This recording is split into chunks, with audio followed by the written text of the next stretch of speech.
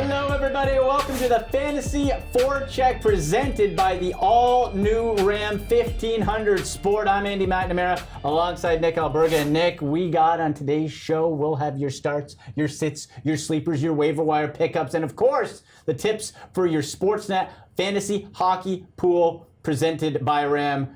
Where what's all about, baby? It's about the money. Skrilla. Right? About the scratch. We'll tell you about that in a little bit. But let's get to the news and notes. And we're going to start with some buy low options with Chicago and Dallas. Yeah, it's exactly the two teams I'm looking at right now. Pitiful starts for both, namely the Dallas Stars. Certainly, you look at the offseason that organization had, we expected a bit better. You look across the board, this team is struggling offensively, which is the big-time shocker for me. 25 goals in the first 13 games of this season. Some of the buy low options, clearly the big boys in Tyler Seguin, Alex Radulov, Jamie Benn, and John Klingberg.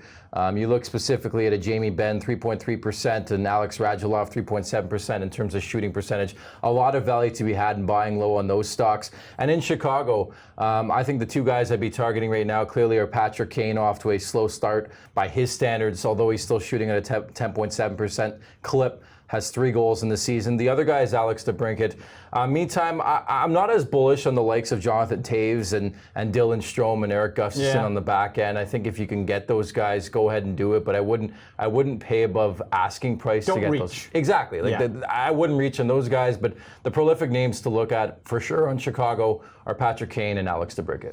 And Nick, another week, another injured star centerman. This time we go to the Avalanche. Mikko Rantanen, he's going to be out for at least a couple weeks. Yeah, so JT Compher is our guy, certainly, when you talk about filling in and replacement value in Colorado, playing with Landeskog and McKinnon. So far, so good for Compher. Certainly in the good graces of Jared Bednar the last couple of years. He always seems to be the guy that fills in when somebody, at least the big three, goes down. So Compher's got 2 points, 2 assists in the first couple of games, slotted in there. I'm interested to the dynamics. I don't think they want to split up that second line with Donskoy and Kadri and company, so I think that's likely to continue to be a thing, at least in the short term.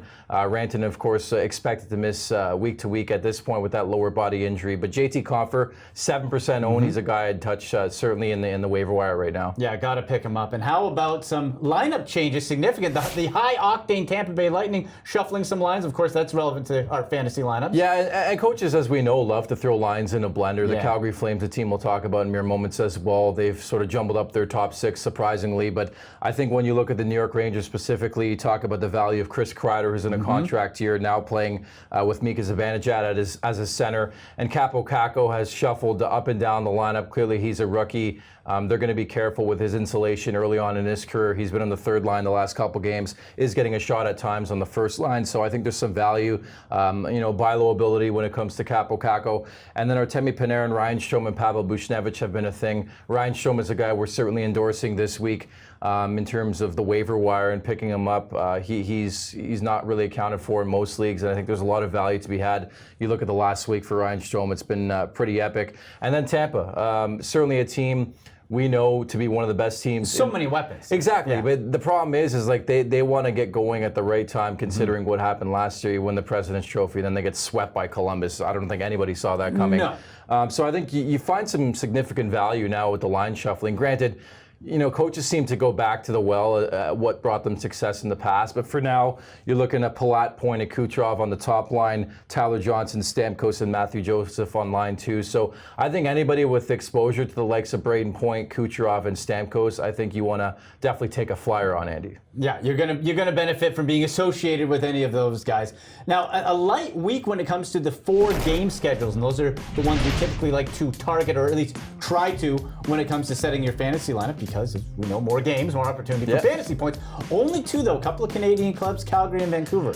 Overall, it's a really, really quiet week, and then I try to figure out why, and I'm like, oh yeah, that Halloween thing is happening. Sure. I like the NHL's going to that format more so being quiet and having the players an opportunity to go out with their kids and trick or treat, although it's for 4 teams, it's not happening. There are 2 games on Thursday, 43 games in total in this week. And certainly, as you mentioned, the teams we are highlighting this week are the Vancouver Canucks and the Calgary Flames, the lone teams with 4-game weeks. I think you look at the Canucks, Michael Furlan's getting a look on that top line now with Bo Horvat and Jake Virtanen, 6% owned right now. And I think, we're in agreement that Vancouver and Thatcher Demko is getting a major push. This season. He's going to take that next step, in my opinion. He's a guy who I think is going to get a couple starts this week. They got one back-to-back coming up. So I'd look at him. He's only 9% owned right now. In terms of the Sportsnet Fantasy Hockey Pool, I think you can't go wrong in selecting Elias Pettersson. Had a dominating week, an impressive player. We know that. Yeah. JT Miller has provided a lot of value with the Vancouver Canucks. We talked about Tampa, how he was on the top line for a big period of time there in Tampa. I think Miller's providing a lot of value, especially at 2 points in the Sportsnet Fantasy Hockey Pool. I think that's great value. I'd be all over him. Yeah. Quinn Hughes is another guy on the back end at 1 point. I think there's extreme value to be had there. And with respect to Calgary, my man Eat Bread in Italian, Andrew Mangiapane, 0% owned. I'm gonna tout him this week. It's a bit of a gamble. So he's available. He's what you're saying. Very, very. He's like Nick Alberga. Very, very available. 0% owned. Sam Bennett's right now playing on the second line. 3% ownership. Be wary of that. Sportsnet Fantasy Hockey Pool. I think we're all waiting for Calgary to find their game offensively. I do think it'll come. Johnny Gaudreau at 4 points. Sean Monahan at 3. TJ Brody on a contract here. Look out for him. A 1 point value. I think eventually the Flames are way too talented, too skilled. They're going to start to score some goals here. It could be this week. Yeah. Going 4 times. Yeah. Right? Exactly. So let's take a look. Now we're going to pick up, share our top pickups of a forward, defenseman, and goaltender. Who's your top forward pickup, Nick? I'm going to go with Eric Staal. I should mention as well, in terms of the schedule, one last thing on the schedule. 2 games for 7 teams, Boston, LA, the Islanders, the Rangers, Pittsburgh, Toronto, and Vegas. You probably want to stay away from those players. In terms of Ottawa, they have just 1 game. I know last week we were bumping Ottawa. This week we're not going to talk about them as much. I think everybody save Thomas Chabot. I would dump on the Ottawa Senators if you're in a weekly league. To get to my forward, I'm going to go with Eric Staal. Minnesota is certainly a team we really haven't endorsed much, and rightfully so, but they're starting to play some better hockey. Another option would be Alex Stalock in between the pipes. Devin Dubnyk is banged up right now, and the veteran Alex Stalock has some pretty decent numbers considering what that team has done so far this season. I'm looking at Eric Staal, 20% ownership right now. His last 4 games, 3 goals, 2 assists, 5 points, +3, 2 PIMs.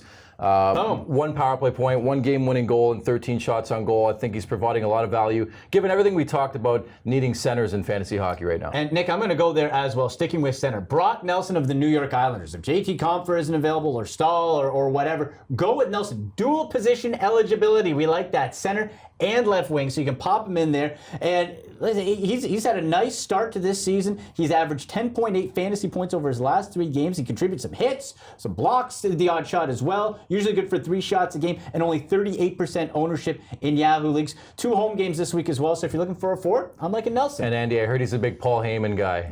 Brock Nelson right there. The client. Wrestling fans will know what we're talking about there. He will. In terms of defensemen, as I alluded to, TJ Brody's a guy I really, really like. It's a contract year, 4 assists in the last 4 games.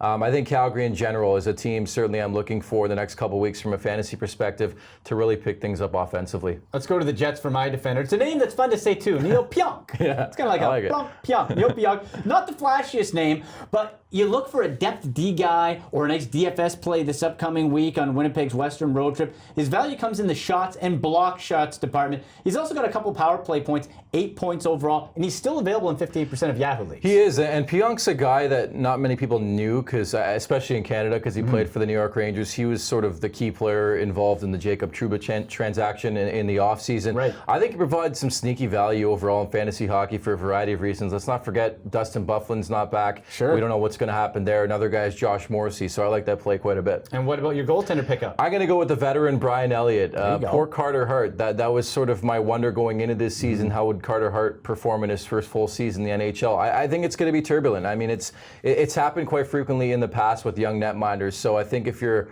a Carter Hart owner, don't be scared off by Brian Elliott. I'm pimping him right now because he is hot. 3 straight wins. You look at his numbers: 3-1-0, 2.53, and 9.15 save percentage.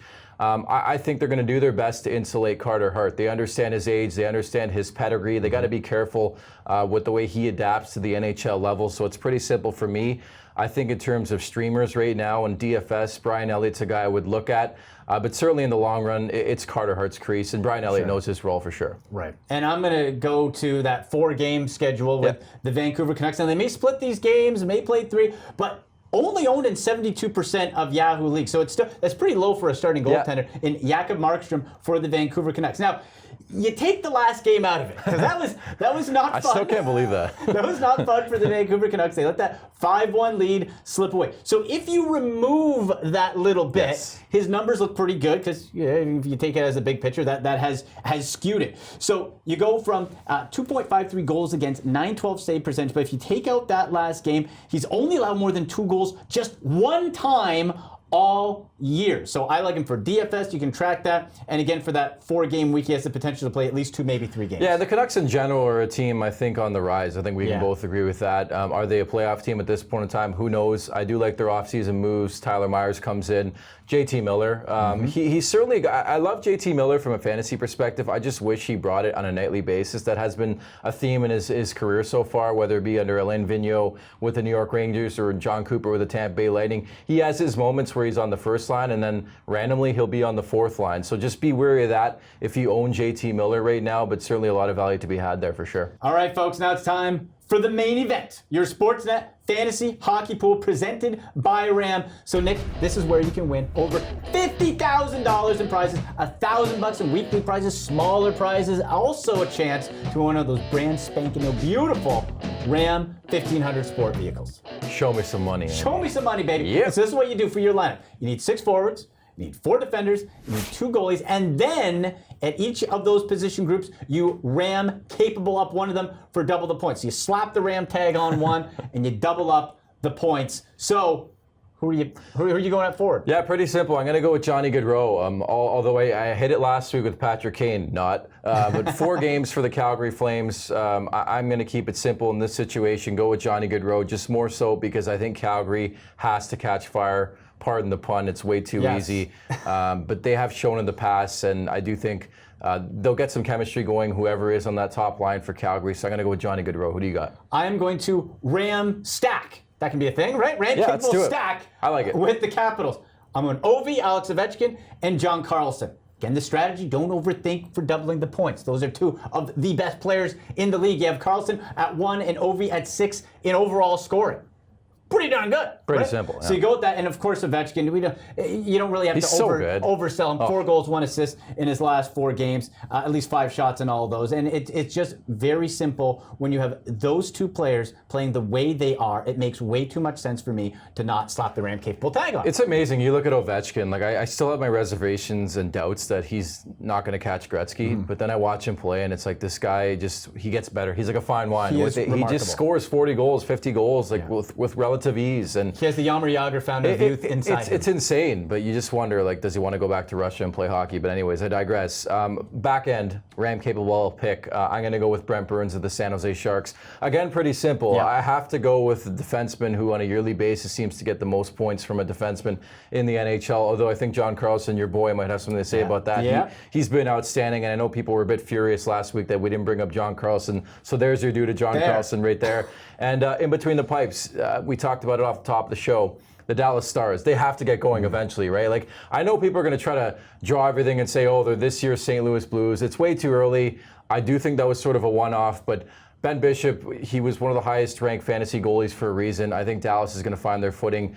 Give the guy some run support, please. So I'm going to go with Ben Bishop here. And I'm going to go back to Jakob Markstrom for the Canucks. Again, the 4-game week, it's a little bit of a gamble because we don't know if the games are going to be split or if he's going to get 3. So there is that a little tentative. But he's been playing way too well. Again, take that 1 game away. That happens. It's a long season. You're going to have some duds along the way. But Markstrom is my guy that I'm going to slap that Ram-capable tag. And if he gets back to playing the way he was, I'm going to feel pretty good about the double points. Yeah, I got no problem with that. Good luck to everybody. And certainly, I think if you want to look the other side of the Vancouver goaltending situation, Thatcher Demko at 2 points, Markstrom at 3. In general, don't be scared to go with Vancouver this season. I like the way they're playing under Travis Green. And again, their top 6 is a lot better than it was last year. If you have any fantasy questions, hit us both up on Twitter. And enjoy playing the Sportsnet Fantasy Hockey Pool presented by Ram.